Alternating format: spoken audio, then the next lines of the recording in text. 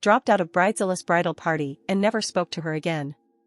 So a few years ago, I became good friends with a girl, let's call her Amy, F29. I met Amy through my childhood best friend, I'll call her Samantha, F29. Eventually Amy got engaged, and at the time I was unemployed. She knew this, but told me she wanted to ask me to be her MOH. I told her I definitely would, it would be a lot, but I would make it work, based on what I mentioned I was going through. A few days later she let me know she was actually going to ask another friend of hers to be MOH instead, since I didn't answer happy or enthusiastic enough, her words, about being asked. It felt weird, but I let it go. That was the first of many red flags. She wanted to have the bridal party there for her dress try-on at a shop 2 hours away. Samantha and I drove up together, and the rest of the party drove together in a separate car. During the entire process Amy was miserable, hated every dress, complained etc. The party was very supportive, but she wasn't having it, so the new MOH asked, "Do you want some of us to leave?"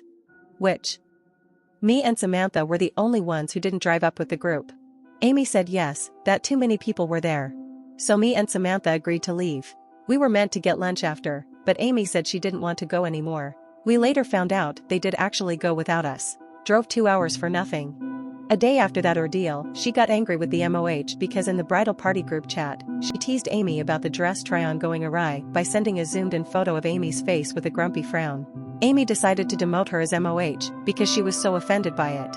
She asked another member of the party to step up, her sister. Well, a few weeks later, her sister got so overwhelmed that she let Amy know she could no longer do it. Amy comes crawling back to me saying how embarrassed she is that she doesn't have a MOH. And I foolishly agree to be it again.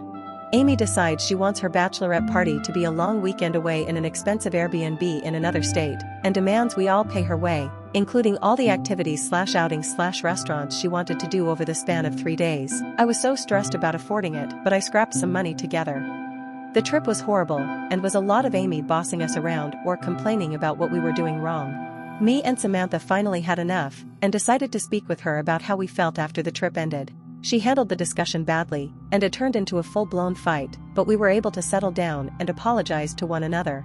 But, later that night, I received a phone call from Amy's mother, who I've met maybe twice.